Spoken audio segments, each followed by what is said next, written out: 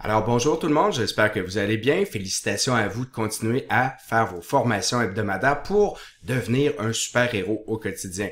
Si vous n'avez pas eu la chance de voir les autres capsules, eh bien allez vous inscrire à notre canal YouTube dès maintenant pour pouvoir le faire et pouvoir avoir 4 heures, plus de 4 heures de formation qu'on vous donne dans le cadre du 25e anniversaire qui s'en vient de SM Canada.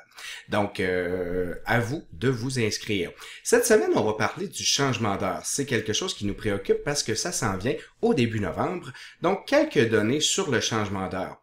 Donc, quand on commence à penser à ça, ça a été en 1918, ça a été pendant la Première Guerre mondiale. Et pourquoi on a décidé de le faire? C'était pour régler les heures de travail sur l'ensoleillement, donc avoir une économie d'électricité par le fait même. Il y en a qui ne le font pas, pendant que nous autres, on va reculer l'heure bientôt. La moitié de la planète Terre le fera pas, et ça commence ici au Canada par la Saskatchewan, qui, elle, garde la même heure toute l'année.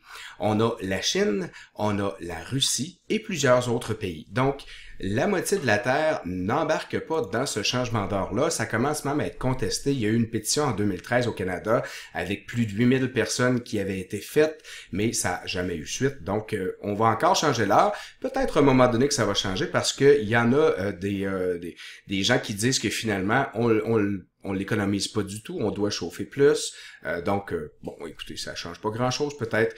Et on aura peut-être à un moment donné un changement de ce côté-là. Ça sera un changement qui fera qu'on n'a plus de changement d'heure. Je continue maintenant avec quelques petites informations.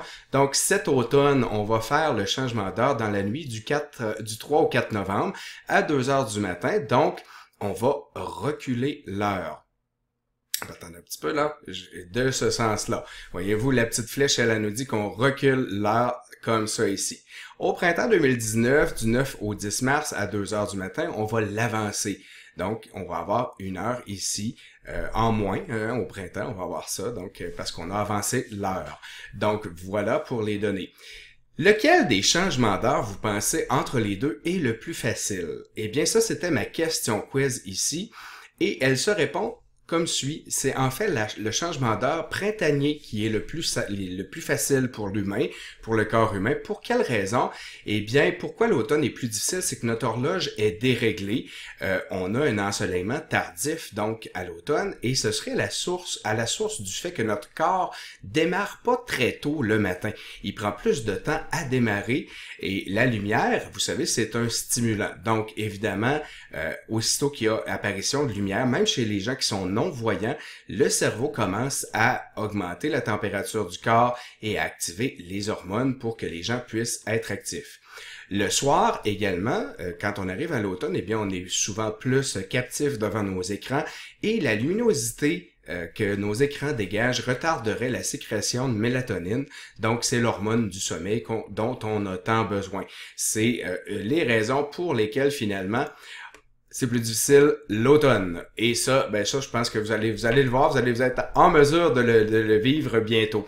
Un petit rappel qui est très important aussi, c'est que pendant que vous allez changer l'heure, oubliez pas de changer vos piles d'avertisseurs de fumée. C'est une belle occasion. Vous savez que les piles, si vous en avez, eh bien, ça doit être changé à tous les 6 mois. Donc, c'est un bon rappel de le faire à ce moment-là pour éviter le pire. Alors,